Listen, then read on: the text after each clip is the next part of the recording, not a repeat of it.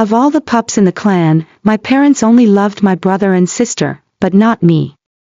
When the fire broke in the pack, they hurried into the flames to save their pups, but only took my brother and sister. Left behind, I suffered facial burns and my wolf grew extremely weak. From then on, I lost interest in fighting for their love. Whoever wanted them, could have them. After all, I was already dying. But I did not anticipate their regret. They held my thin frail body and begged, "Could you throw a little tantrum at us again just once more?" Chapter 1. Fire had broken out in the pack. My parents, worried for their pups, rushed into the flames to save us. No. To save them. My brother and sister. My father picked my brother up and my mother grabbed my sister and rushed out, but I was left behind. Many werewolves arrived to help put out the fire. "Is there anyone else inside?" The elders arrived, asking urgently. My mom immediately looked over at Dad and hurried over to count all her pups. "David, Eva, both of them are here." "Everyone's here," she said with a sigh. "Are you sure no one else is inside?" the elder asked Mom and Dad again. But Mom's eyes were fixed only on my brother and sister. Her eyes filled with worry as she checked for injuries. She didn't respond to the elder. Good, everyone's here and no one is injured," she said with a sigh, then she wrapped her arms tightly around them. You could see relief on their faces. As the words left her mouth, I stumbled out of the flames covered in burns and soothed. Hearing her words, I felt like a fool. To them I was nothing. Pain tore through my wolf, echoing the pain I felt on my burnt skin. I fell to the ground, exposing my burnt back to the night air. "My name is Daisy and I've always been an extra." "Stop it, sis." My sister's playful escape was followed by a game of tag with my brother, their laughter easing the tension on our parents' faces. I sat aside, making no sound, watching this happy family that had nothing to do with me. But the joy did not last long. My sister tripped and accidentally fell on the wound on my back. "Ah!" I shouted out loud. A searing pain shot through me at this moment. Feeling the fresh bandage rip open and blood seep out. My sister's eyes widened in fear as she scrambled up and hid behind my brother. "Daisy, what did I tell you?" Mom's reprimanding gaze shifted to me, her voice filled with anger. "Why are you yelling at your sister? Can't you just behave?" Her eyes lingered on my face, and for a moment, and I saw disgust flicker across her face and I froze. It seemed she found my scars disgusting. She was too busy watching my siblings to notice a healer wrapping up my wounds.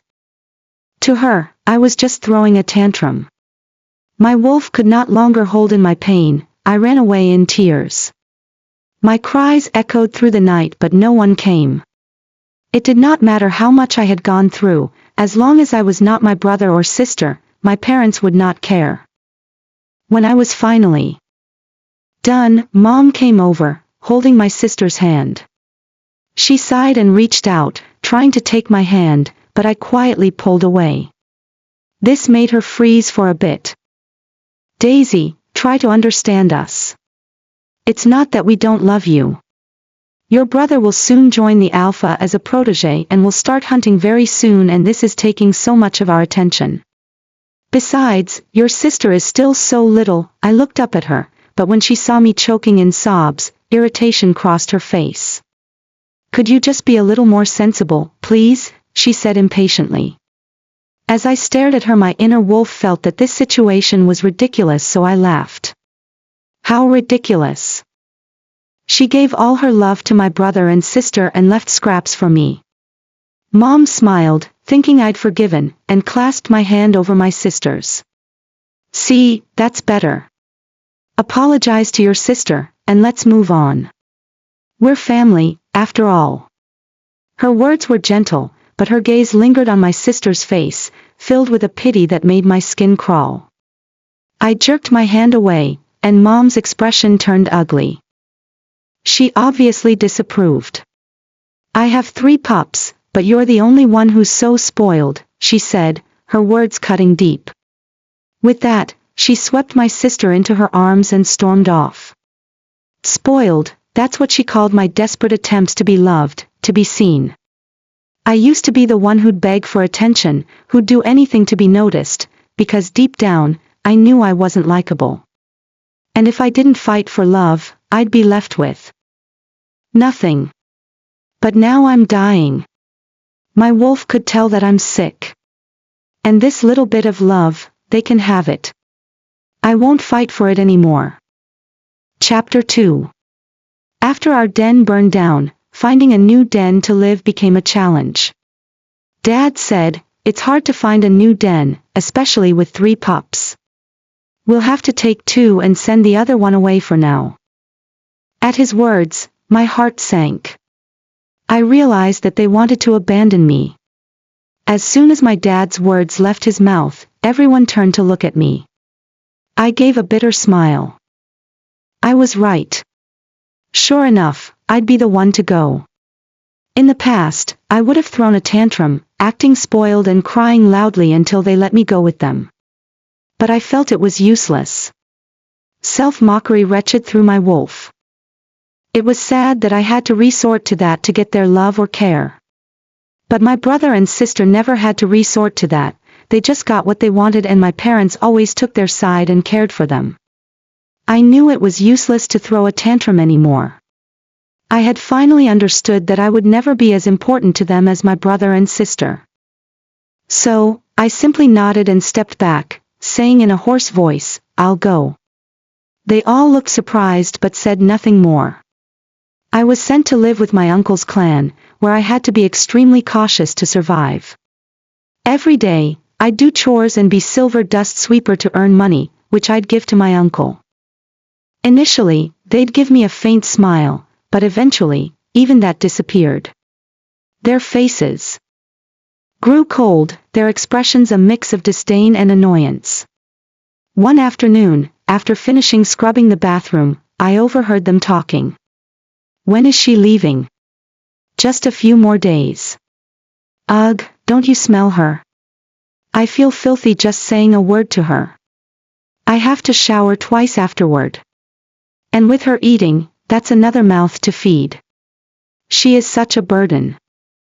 Hearing this, I lowered my head and sniffed myself, realizing they didn't like me using their shower. Their words made my wolf hurt in pain, thrashing around in a frenzy. My hands shook as I realized they hated me being there. I was nothing but a burden to them. That night at dinner, I smiled and said, Uncle, I don't feel comfortable in the room I'm staying in. Would it be okay if I moved to the basement? I won't join meals anymore, I'll just make something simple myself. I kept my tone light and controlled, afraid they'd get upset. No matter how they felt, at least they let me live them. If they threw me out, I would have nowhere to go. They nodded, and their icy expressions finally softened a bit. Aunt even placed a piece of egg on my plate, a rare gesture of kindness. Chapter 3. The basement was a frozen cave, the door a flimsy barrier against the biting wind. The cold reached my bones, making me tremble. My skin itched. Wrapped in a tattered quilt, my wolf felt the urge to cry. Tears slowly made their way down my face, snort following soon after as I cried for a while. But I soon stopped. It was hard to keep warm and I was getting thirsty. My mouth felt dry and I was suddenly desperate for any kind of water. But when I thought of going upstairs to get water, I feared that my uncle would catch me and I would be thrown out. I heard the rain falling outside, so I stepped out. There, one spotted dirty water leaking from the drains. A stray cat was lapping it up. Watching the cat drink, my thirst got worse. I immediately knelt and joined the cat. Who cared about dignity? I could not afford to care about dignity. Survival was all that was on my mind. The water was cold, but it quenched my thirst. So, I stood up and wiped my mouth. But the moment I looked up, I found myself facing my brother. There was a trace of disgust on his face. My body trembled slightly, and I instinctively tried to run away. "Come on, let's go to our den for family dinner," he said, and I froze in my steps. I turned to find that he had stepped towards me, so I backed away, afraid he would be disgusted by me. But he instantly grabbed my arm. I said, "Come." He dragged me to the car. I felt uneasy as I entered the car. I was not sure why they wanted me back. The drive there was silent. When we arrived at their new den, I was met with a tidy 2-story den with a small courtyard. It was so different from the life I lived. They were living comfortably, while I could not even find water to drink. I lingered at the door. Discomfort filled my wolf. I felt like an outsider. Maybe it was because I was. Laughter and joy, a warmth that filled the air, completely different from the cold that tore through my bones. My parents covered my sister in praises, yet I could not even enter the door of the den. When my sister asked where I was, the room fell silent. She burnt down our den and still has the guts to come back. My father asked. "Let her come for dinner, and then we'll scold her properly," my mother answered coldly. My brother stood beside me, expressionless. I stared at my brother, in disbelief. "You were there, you saw it." "It wasn't me, she was the one who," I immediately stared, saying, but he cut me off with a sharp, "Shut up." His voice startled me, and I shrank back. Being shouted at was normal, and I had become sensitive to loud sound. His loud growl made my wolf tremble, so I stepped back in fear. "I'm sorry," I muttered. My brother's expression turned even colder.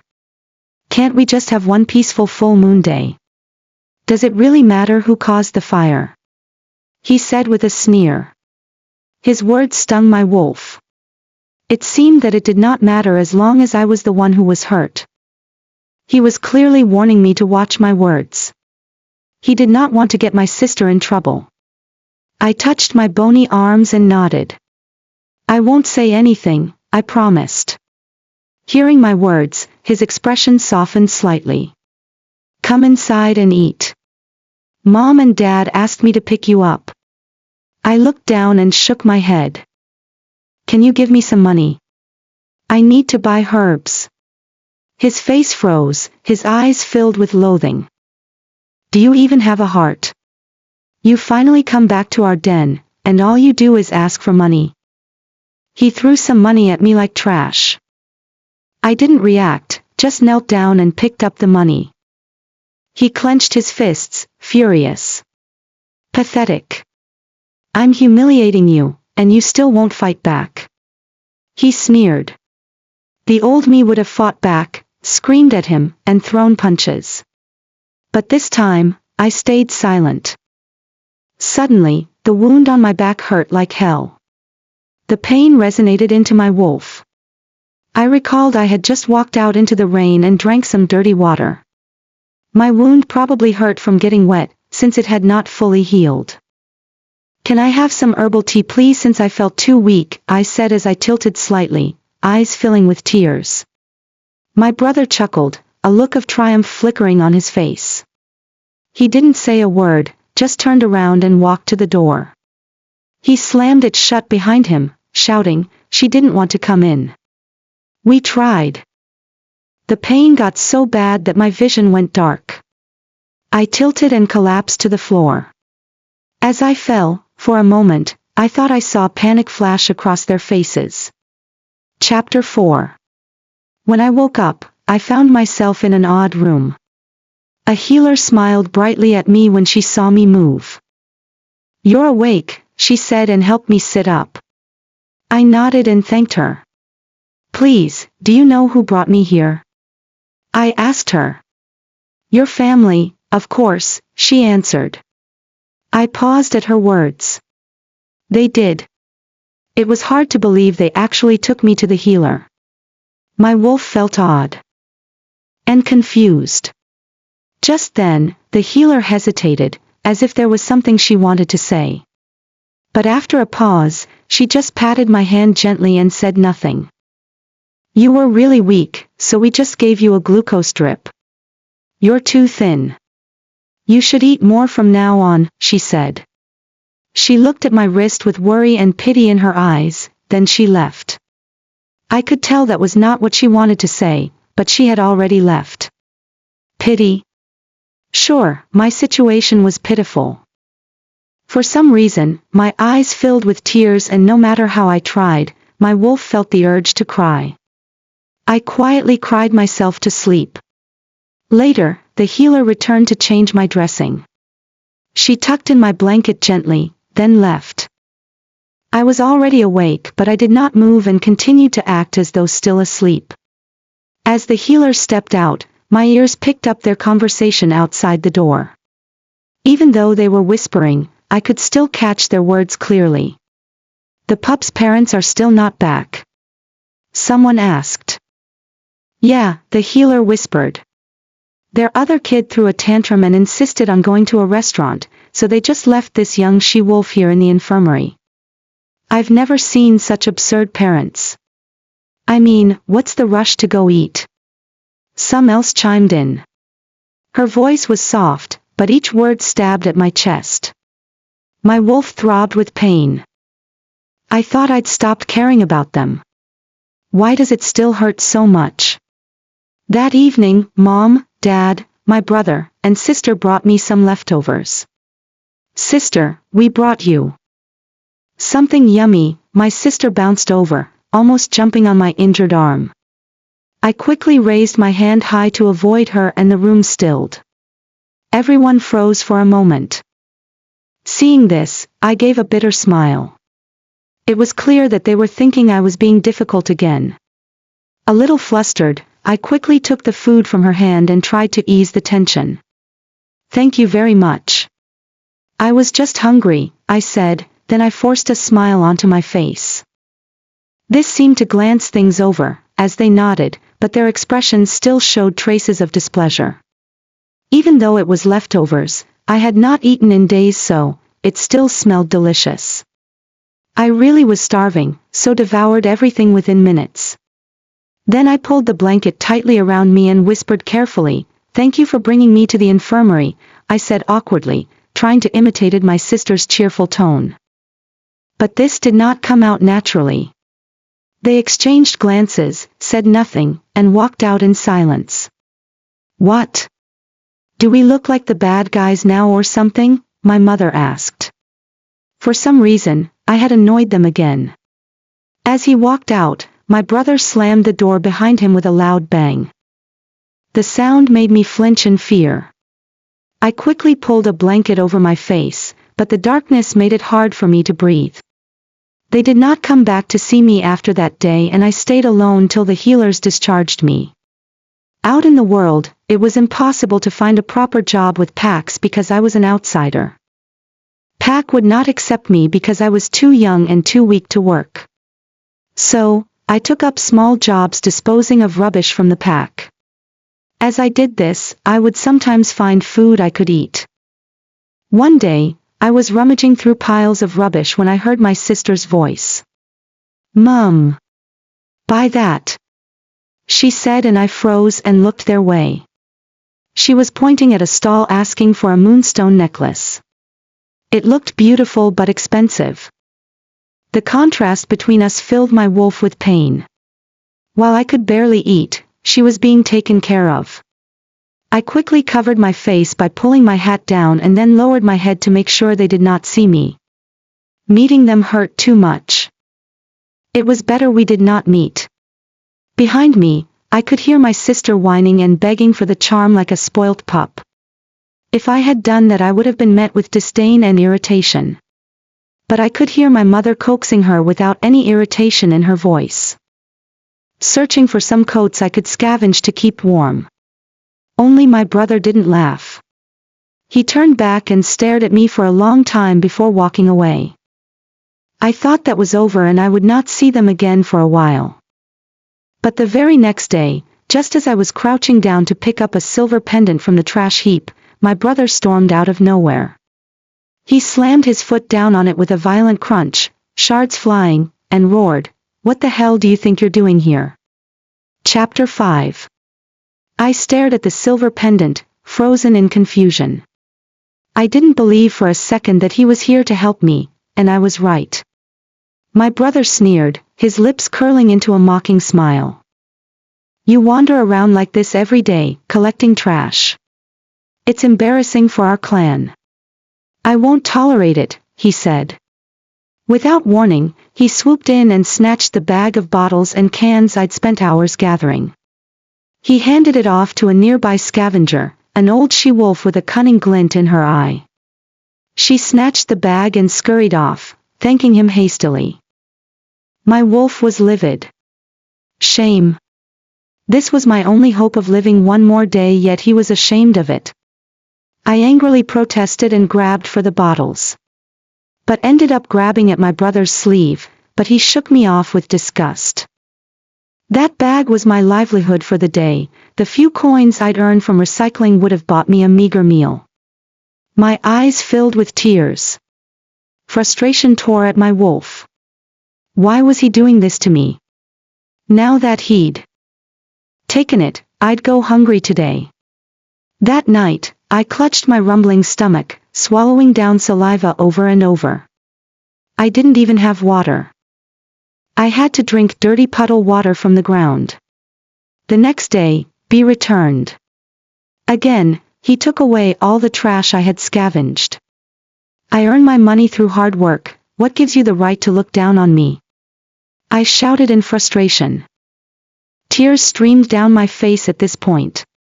But no matter how much pain my wolf was in, how much I was going through, he did not care. You ungrateful wretch, all you care about is money. You've never shown any emotion, and you haven't set foot in this den in ages. Can't you just admit you were wrong? He asked. My brother's face was twisted in fury, his brows knotted together. Wrong? The condition for going back to the den was to admit I was wrong. But what did I do wrong? I have never done anything to them. My wolf's anger built and exploded. It wasn't my fault, my wolf shrieked, her voice tearing through my chest. I collapsed to the ground, my head pounding with rage. It wasn't my fault, I muttered, clutching my head. My brother sneered, you're desperate for money, huh? Collecting trash for pennies. Those pennies kept me alive, but he mocked it. After a tense silence, he spat, you'll never embarrass this family again, and left. From then on, he watched me like a hawk, stopping me from collecting bottles. Hunger made my vision blur, and walking made me dizzy. But then, my lunar art caught the attention of some in the pack. I had the sight. The moon I painted were like a prophecy. I started selling my drawings for small amounts, and one day, an oracle saw my work and offered to teach me to use the sight. Want to learn how to use your eyes with me? She asked with a warm smile. But I am sick and dying. My wolf was injured in a fire full of wolfsbane, but my parents don't like me either. I just want to stay alive, that's all. As for learning how to use my eyes, I don't even dare to dream about it, I said as I looked at her gentle face. Her name was Kelly. Kelly's gentle voice and pity-filled eyes filled me with hope. Let me take you to the temple for treatment and education. Are you willing? I nodded eagerly, feeling a surge of optimism. This was possible. I could actually escape this hellhole. Excitement surges through my wolf. It was as though I could see light again. I bowed to her, promising to repay her kindness. She smiled warmly, pulling me up and taking my hands. The next day, I saw her again. I spoke to your parents, they'll let me take you abroad to other pack to study. She caressed my cheek, mentioning she'd bought me new clothes to dress me up like a princess. This favor, I had not received from anyone in a long time. It was overwhelming. I looked up at her, feeling a sense of relief. Everything's going to get better now, right? I wondered. But when she went to handle paperwork, never returned. I waited a while, but did not see her. Panic filled my wolf. A feeling that my hope would vanish descended. I searched for her, only to find her with my brother and sister at the airport. My face fell at the sight of those there. Her face was troubled, and when she saw me, she sighed. "I'm sorry, Daisy. I'll be going alone," she said regretfully. I was stunned. "Auntie, did they say something to you?" I asked. She gently pulled her sleeve free. "Your family loves you dearly. Why did you lie about being ill?" she asked. At her words, my heart fell into my stomach. Panic seized my wolf. I knew if I missed her, I would never find a way out again. I tried to explain, but she pushed me aside and boarded her flight. As I watched, everything seemed to blur and fade. When my siblings shoved me into a cab, reality snapped back into focus. My sister whispered something to my brother, sneaking glances at me with a wicked grin. It seems they were only satisfied when I was available for their torture. I glanced at my sister and had a feeling this was her idea. What did I ever do to her? Why? I demanded, why do you hate me so much? What did I ever do to you? My scream made her recoil. At my words, my brother snapped, "You're messed up, Daisy. Can you go one day without lying?" He yelled at me, pointing his finger in my face. I slapped his hand away, got out of the car, and walked back to my tiny basement room, alone to wait for death. Chapter 6. I was not sure how long I walked. The wind and rain hit me on my way back to the basement. The despair I felt tore through my wolf. I curled up on the damp bed in a daze. For a while, my family did not look for me. I did not bother going out to search for food. I was not going to live long anyway. Hunger had turned to weakness and I could not even stand. The wolf's bane was slowly killing me. One day, I heard my sister's voice up the stairs of the basement. It seemed they had come to find me. "Does she live here?" my sister asked. "Can you believe how ungrateful Daisy is? We give Uncle a lot of money every month to take care of her, and she still embarrasses us like this, running off to get someone else to raise her," my brother answered. Suddenly, my sibling's voice echoed at the entrance to the basement den. Then it gradually faded. Their words stung my wolf. So they had paid Uncle money, yet he acted as though I was a burden leeching off them. I wanted to laugh out loud, but I was too weak to make a sound. I recalled how guilty I had felt eating their food and moving into the basement of their den. Upstairs, my sister screamed at the sight of a rat and jumped away. My brother saw the rat and quickly caught it with ease. Then he lifted the struggling animal up and let out a mischievous grin. "Let's go scare Daisy with this," he said. They rushed into the basement, full of mischief. But what they saw stopped them cold. Curled up on the damp bed, I was all skin and bones, unable to move. "Daisy," my brother shouted. My brother stared at me in shock, then rushed over and grabbed my hand. "Why the hell are you living in a place like this?" he asked. His words filled my wolf with anger. Was this not their doing? Isn't this what they wanted? I wanted to get up and scold him, but could barely open my eyes. Suddenly I heard sobbing. Who was sobbing? The voice was deep, like my brother's. The idea that he was crying made my wolf frown. My brother lifted me up and said, "Come back to the den with me. I'll take you to the den." He took me out of the basement quickly. I was barely awake all through. It was all like a dream. It was like the dreams I used to have, that they would care for me, and now it was happening. I was not sure how to feel. When we arrived, my parents' faces were still filled with disgust. Why bring her back? To watch her throw a tantrum? I heard my father ask, and my hope died again. Uncle kept her in the basement, not feeding her, my brother answered through tears. "Am already dying, what is the use?" I said bitterly. My voice was hoarse and it took all of my energy to say those words out loud, but it was necessary. Seeing their remorse only made my inner wolf bitter. At my words, they paused. They recalled I had said this before. They no longer saw it as a pup throwing a tantrum. In panic, they hurried over to find a healer. A part of me held hope that they would actually cure me. After all, I really hoped to live longer. I still wanted to live.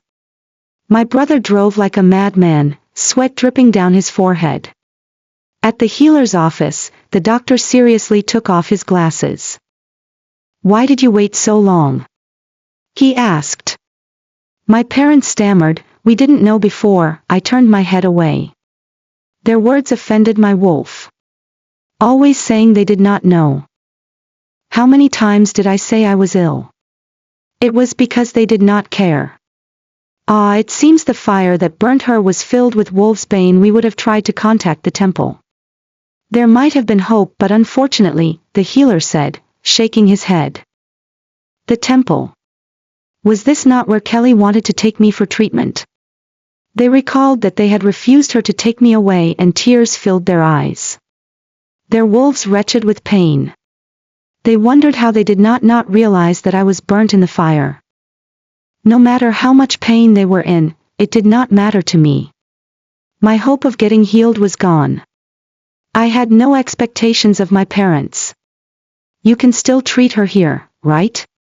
my mother asked, tears in her eyes. I whispered weakly, "No need. Let me go to our den." The healer's words were clear. There was no hope for me. Why try? My clan had money, but very little power.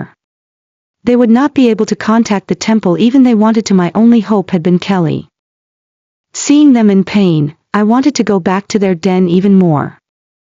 I wanted the sight of me dying every day to bring them more pain. I wanted them to feel how much it hurt to be abandoned to die like I had been. As I wanted, I was brought to the den. My parents went around the clan looking for those who had influence to contact the temple while I was at the den. While they were gone, I felt restless. They gave me good and water to drink, so I was no longer as weak as I used to be. But I was still thin and losing hair daily. I could not accept their kindness without anything in return, so I got UK to clean their den. When my parents returned, they were met with a clean den. "Eva, you cleaned. What a good pup," my parents complimented her as usual. Eva gripped to her dress uncomfortable, but did not correct them. My brother snapped at this. It was Daisy who cleaned. I tried to stop her, but she insisted, he said, kicking a stool in frustration. Hearing Eva accept the credit rubbed his wolf the wrong way. His actions were laughable. Wasn't he always the first to protect his precious sister, even if it meant taking credit for things I had done or transferring blame of things she had done to me? Why was he being nice now? So you were the one doing the chores all this time?" my mother asked, but I closed my eyes, not wanting to respond. Every time they had just assumed my sister had done good things and all the bad things had to be done by me. There was no need to respond, it was too late anyway. As days passed, I grew weaker. I tried as much as I could to remain sensible. No matter how I felt when I saw them, I hoped for a place to at least stay till my last day without needing to worry about food. I was afraid that they would send me away and I would not even live well in my last days. One day, I broke something at the den and immediately panicked. "I'm being sensible now. Please don't send me away again," I said, my voice trembled, filled with fear. "I don't want to live in the dark basement anymore.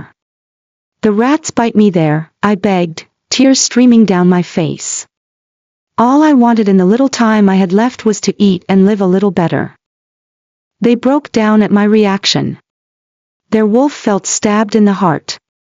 They preferred my tantrums at this moment. They wanted to beg me to throw a tantrum instead. "We're sorry, truly sorry," they apologized and moved to touch me, but I recoiled like an injured wolf. I hated their touch. But I hated their touch. Seeing this, my parents panicked. Daisy, don't move. We won't touch you anymore, we won't. Their voices cracked as they shakily stood up. Only then did I notice their hair had all turned white. Was it from worrying about me? But what good did it do? My brother tried to feed me. But I couldn't swallow even a single grain of rice. I want some water, I said weakly, barely able to speak. He immediately handed me a cup, testing the temperature before bringing it to my lips. The water touched my lips, moistening them, and the dryness eased a little. I said, "That's enough." "You sure love your water, little fish," he smiled gently and affectionately stroked my hair. I leaned back a bit, saying, "It's because I never had clean water to drink before." The memory of that thirst still haunted me and now him as well, and his eyes welled up with tears again. He turned away, his hands resting helplessly on his knees as he repeated, "I'm sorry," over and over. I could tell his wolf was in pain. I gazed at him with a cold detachment, my voice devoid of emotion. My wolf has grown tired of these words. He and my parents had said it over and over again. "Is that all you can say?" He froze, his eyes darting nervously to his sleeve, a habit I'd noticed before when he sensed my unease. I glanced at my sister in the corner who continued to pretend to be invisible. Now Veritan was in the open of how she passed blame to me as she liked, she barely made a sound, fearing my parents' anger. But how could they be angry at her? Seeing her and my brother I no longer felt anger. My wolf was tried. I pulled out an envelope and his eyes lit up with hope. "Is that for us?" he asked, his voice filled with longing. I shook my head, my voice barely above a whisper. "It's for Aunt Kelly. Can you help me send it?" The hope in his eyes flickered out, replaced by a dull resignation. "Okay," he said softly, his gaze dropping. My breath grew shallower, my fingers trembling as he squeezed my hand tightly. "Daisy, Daisy," he called out, his voice cracking with desperation. I closed my eyes, my voice a mere whisper. "Don't call me Daisy," I said. The only sound left was my brother's anguished cries, "Sis." Chapter 7. When I died that day, cries of anguish filled the den followed by loud growls. Mom, Dad, my brother, and sister all cried bitterly. It suddenly dawned on them that they had killed me. That they had not helped me out of the fire. They had not treated me when I got burnt, they had don't fed me while sick. Mom kept holding me tightly in her arms, shaking her head and saying, "I don't believe it. Her body still feels warm. I just don't believe it." But no matter how much she muttered, I did not open my eyes again. Holding my thin body, her wold howled in anguish. All that had happened since the fire crossed her mind. How did they let this happen? Dad paced for a while, opened a box of cigarettes and took one drag and then the next till he almost finished an entire pack in one sitting. No matter how much the smoke burnt high lungs, it did not numb the pain that tore through his wolf. He was the protector.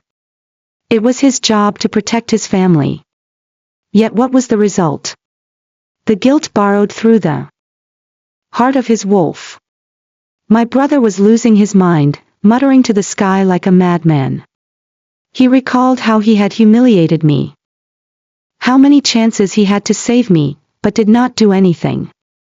Blame was all his wolf felt. My sister cried helplessly. She had never thought it would get this far. Since she had been young, the entire family had always taken her side at my detriment. She had come to see it as normal for me to take the blame for anything she did. It started from the fire. If she had not lit that fire, I would not have gotten burnt. For days, they stayed in this state of collapse. My soul floated above them, bored, resting my chin in my hands. Sigh, do people only regret when they've lost everything? Anyway, I'm about to leave. There was nothing left here for me. But I needed to see the letter to Aunt Kelly sent first. Yet, my brother kept the letter pressed against his chest, unwilling to let it go. He stayed with the letter. I wondered when would he finally send it, or would he never send my last words out. It seemed like he heard my voice, because he pulled the letter out. Like a madman, he rushed out, determined to deliver it. But no matter how hard he looked, he couldn't find Aunt Kelly's contact information. Aunt Kelly worked for the temple, fiercely protective of her privacy. Especially with the existence of people who wanted help from my temple, she had to keep her life private. After a month of hitting dead ends, he wandered the streets in a daze, his eyes vacant. He had searched for her for so long but could not find her. His eyelids drooped like a sleepwalker, and he even opened the letter. But as he read, he suddenly started hammering the walls and crying uncontrollably. If only Aunt Kelly were my mother. No one in my family loves me. The only chance to escape was snatched away by them. That line shocked him stiff. He froze. The contents of the letter seemed to torment his wolf deeply. It made him recall the day at the airport. If they let me leave, would I still be alive now? He wondered this, but had no reply. His wolf howled in pain as he presses the letter to his chest. Sis, he whispered. He was in a daze, walking around aimlessly, unsure of where he was walking, and walked into a busy road. A car honked furiously at him. My brother scrambled up awkwardly, bowing repeatedly as he moved aside. The driver stuck his head out the window and spat on him harshly. Ugh, what a denless vagrant, he roared. My brother had not realized he had not bathed for days and now looked like a denless lone wolf on the streets. Back at the den, my brother treasured that letter, carefully placing it in a frame. Everyone gathered around, tears streaming as they looked at it. When Mother saw the letter, she cried so hard, her wolf weakened. Daisy didn't love us, but maybe that's our fault, Mom said, wiping her tears away. I frowned, my nose wrinkling in frustration. Fine. Why did everyone insist on calling me that? My clan was barely holding itself together. One day, my sister accidentally shattered the framed letter. My brother went mad, pointing a finger at her. Daisy helped you so many times. Mom and Dad have always thought she burned down the old den, and now you want to smash her letter too. At his words, Eva shrank back. She had been very careful at the den because she felt it was all her fault I was dead. Hearing my brother's words, my parents paused. They suddenly realized it was Eva all along with had burned down the den, yet they had blamed me for it. While they praised her, they left me outside to die. At this realization, it was as if their strength had been drained from their bodies. Sorry, my mother muttered. That seemed to be all they could say. After a long time, they finally stood up. Mom muttered in a daze, I can't take it anymore, she had said. Soon, Mother broke her bond with Father and left quietly. Brother went mad. He slipped into a daze daily till he no longer could get out of that daze. With Brother insane and Mother gone, my sister was sent to live with relatives, as Father could not take care of her. The once strong clan had fallen apart. As for me, I was finally ready to leave, for good.